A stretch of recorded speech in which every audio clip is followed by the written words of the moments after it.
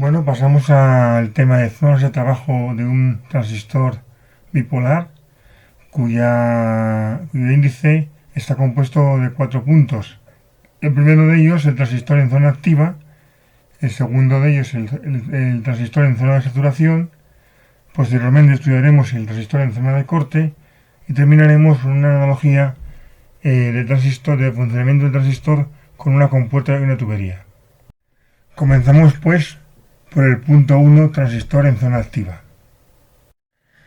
Vamos a iniciar el estudio del transistor en zona activa analizando un esquema en el que se muestran todas las magnitudes que son de interés. Primeramente las corrientes, que son la corriente de base, la corriente de colector y la corriente de emisor, es decir, I sub E, I sub C e I sub E. Posteriormente podemos analizar las tensiones que están en terminales del transistor, es decir, entre la base y el emisor, VC, V sub E, entre la base y el colector, V sub C, y entre el colector y emisor, V sub C. Cuando hablo de tensión de base-emisor, se entiende que es tensión de base menos tensión de emisor. Cuando hablo de tensión base-colector, se entiende que es tensión de base menos tensión de colector. Y cuando hablo de tensión colector-emisor, se entiende que es tensión de colector menos tensión de emisor. También son de interés la resistencia RB o de base, que está conectada a la base y el transistor, y la resistencia de colector RC, que está conectada al colector del transistor. También tenemos que decir que existen dos fuentes de alimentación, una de base VB y una de colector VCC. Si consideramos el transistor como un nudo y aplicamos en él la ley de Kirchhoff de los nudos, la suma de las tensiones de las intensidades que entran, que son I sub E y I sub C, será igual a la intensidad que sale, que es I sub E, que es la de emisor. A su vez, si consideramos el transistor como una malla y recorremos sus terminales en un sentido circular, vemos que la tensión base-emisor es igual a la suma de tensión colector-emisor más la tensión base-colector. Para continuar con la zona activa, vamos a analizar el circuito anterior, donde podemos distinguir dos mallas. Una primera malla que parte del polo positivo de la fuente de alimentación de base VB, atraviesa la resistencia de base RB y pasa hasta el emisor, cerrando este circuito por tierra. Y una segunda malla, que es la malla de colector, porque atraviesa la resistencia de colector en la unión colector-emisor del transistor y termina en la tierra para cerrarse por la fuente de alimentación. Si aplicamos las ecuaciones de Kirchhoff a la malla 1, vemos que la tensión de alimentación será igual a la suma de la tensión que cae en la resistencia de base más la tensión base-emisor. Hay que tener en cuenta que el transistor está conduciendo, con lo cual la unión base-emisor está polarizada directamente y su diodo tiene una caída de tensión de 0,7 voltios. Por tanto, en la ecuación anterior, V, la tensión base-emisor, es conocida. Si analizamos la resistencia de base, aplicando la ley de Ohm, su caída de tensión será igual a la intensidad de base por la resistencia de base. Sustituyendo ese valor en la ecuación anterior, vemos que la tensión de alimentación de base es igual a la resistencia de base por la intensidad de base más la tensión base-emisor. En esta ecuación conocemos todos los valores excepto la corriente de base, con lo cual podemos calcularla. Continuamos el análisis del circuito anterior analizando la malla de colector. Podemos recorrer dicha malla, por ejemplo, partiendo del polo positivo de la fuente de alimentación de colector, VCC, atravesando la resistencia de colector y la unión colector-emisor del transistor para cerrar el circuito por tierra. La ecuación de malla resulta de aplicar la ley de Kirchhoff a dicho recorrido. Así, la tensión de alimentación de colector será igual a la suma de la tensión que cae en la resistencia de colector más la de la unión colector-emisor. Podemos sustituir en esta ecuación la tensión de la resistencia de colector aplicando la ley de Ohm por la resistencia de colector por la intensidad de colector. Y también tenemos una tercera ecuación que resulta de que el transistor está en zona activa, con lo cual la intensidad de colector es beta veces la intensidad de base, siendo beta la ganancia del transistor. Estas ecuaciones permiten el cálculo de la tensión de colector-emisor. Sin embargo, podemos ir un poco más allá y calcular la tensión de base-colector. Recordemos que las tres tensiones que están en un transistor se relacionan mediante la siguiente ecuación. La tensión base-emisor es la tensión de colector-emisor más la tensión de base-colector. Sabemos que la tensión base-emisor es 0,7, puesto que el diodo que está en la unión base-emisor está conduciendo en directa. Y además hemos calculado la tensión de colector-emisor anteriormente, con lo cual podemos despejar de esta ecuación la tensión base-colector y hallar su valor.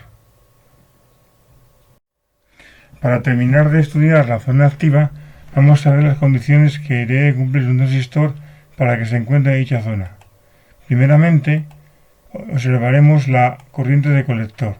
Si esta corriente es igual a la ganancia por la corriente de base, sospecharemos que nos podemos encontrar en zona activa. Además, si la tensión colector-emisor está entre 0 voltios y la corriente y la tensión de la intención del colector, no siendo ni muy próxima a 0 ni muy próxima a la tensión de la alimentación, sino más o menos en el medio, en torno a la mitad entre ambos valores, podemos decir que estamos en unas buenas condiciones de zona activa. Además, observaremos que la unión base-emisor está polarizada en directa, con lo cual el diodo base-emisor tiene una caída de tensión de 0,7 voltios. Y también debemos de observar que la unión base-colector está polarizada en inversa, con lo cual la tensión base-colector va a ser negativa. En realidad lo que está ocurriendo es que la corriente de base controla la corriente de colector, es decir, podemos gobernar lo que ocurre en el colector o en su corriente aumentando o disminuyendo la corriente de base. No solamente ocurre eso, sino que la corriente de colector, además de ser controlada por la corriente de base, es amplificada por esta, ya que su valor está multiplicada por la ganancia del transistor. Por tanto, podemos decir que un transistor en zona activa cumple funciones de amplificador. Una vez vista la zona activa, pasamos a estudiar el transistor en zona de saturación.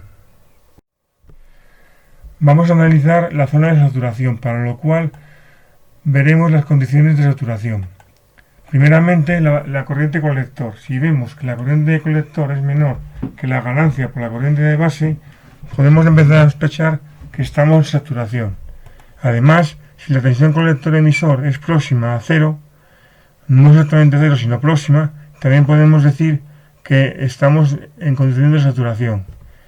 Además, la unión base-emisor tiene que estar polarizada directamente, o lo que es lo mismo, el diodo entre base y emisor tiene una tensión de 0,7 voltios. Mientras que si en la polarización de la unión base-colector, el diodo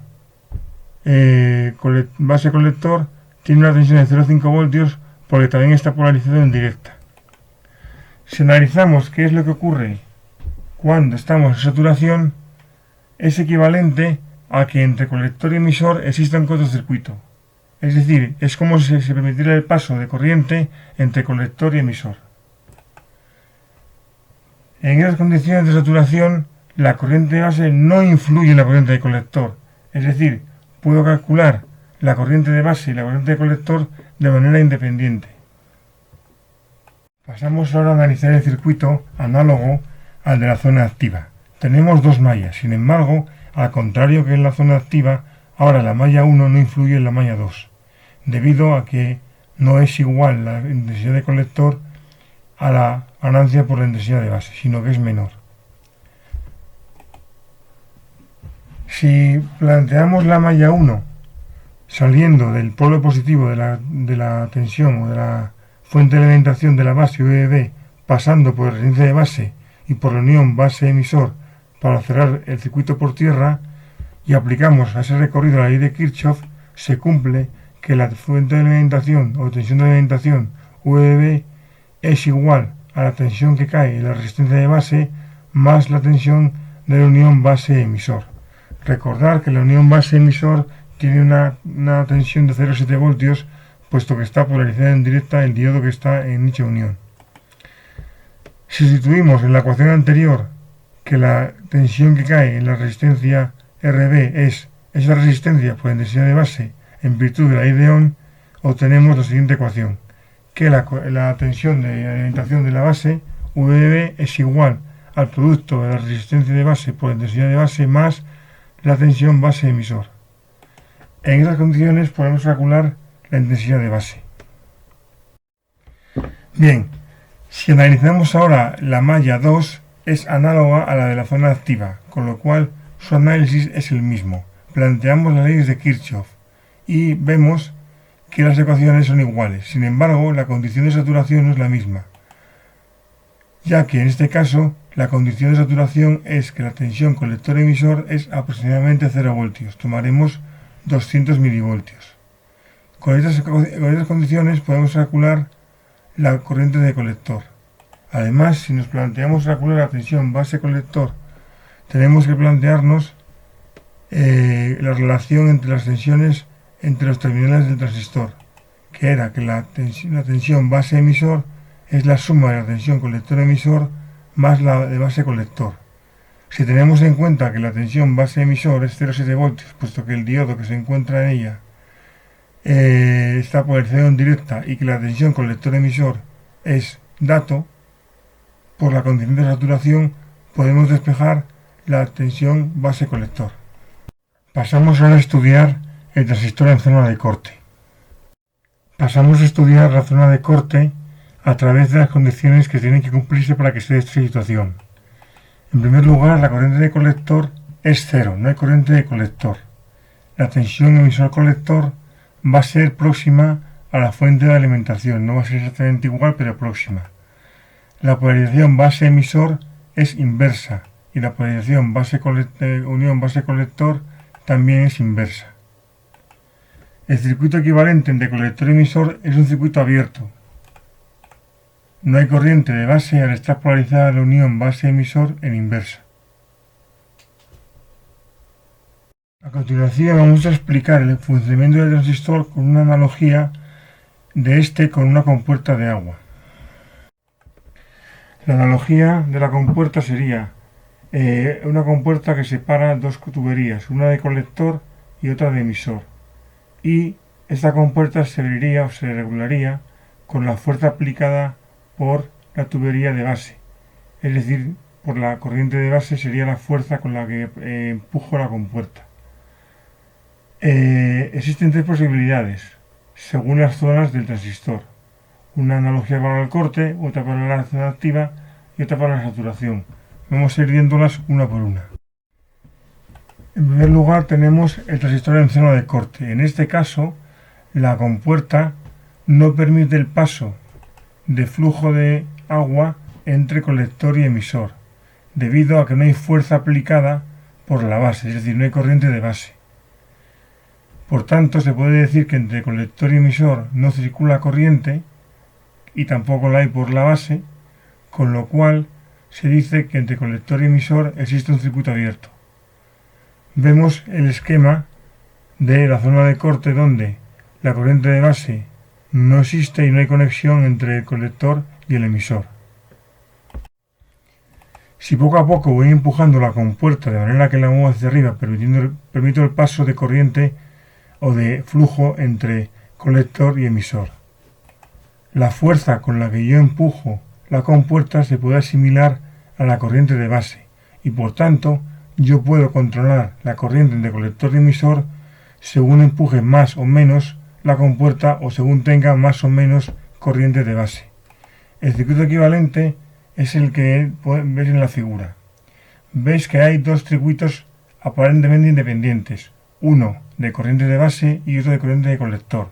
Y digo aparentemente porque lo que ocurre en el circuito de corriente de base influye en lo que ocurre en el circuito de colector, puesto que la tensión de la corriente de colector es beta veces la intensidad de base. De esta manera regulo la corriente de colector con la fuerza o con la intensidad de base.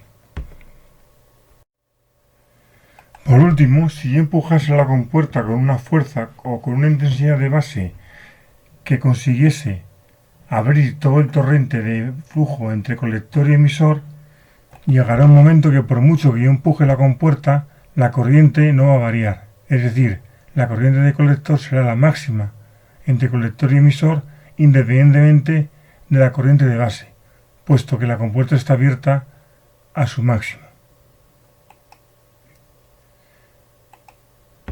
Es como si entre colector y emisor existiera un cortocircuito. Vemos que existen dos circuitos, uno de base y otro de colector, pero que son independientes, ya que lo que ocurre en la base, una vez que se alcanza saturación, no influye en la corriente de colector, que será la máxima posible. Dijimos que la condición de saturación exigía que la corriente colector-emisor fuera aproximadamente cero.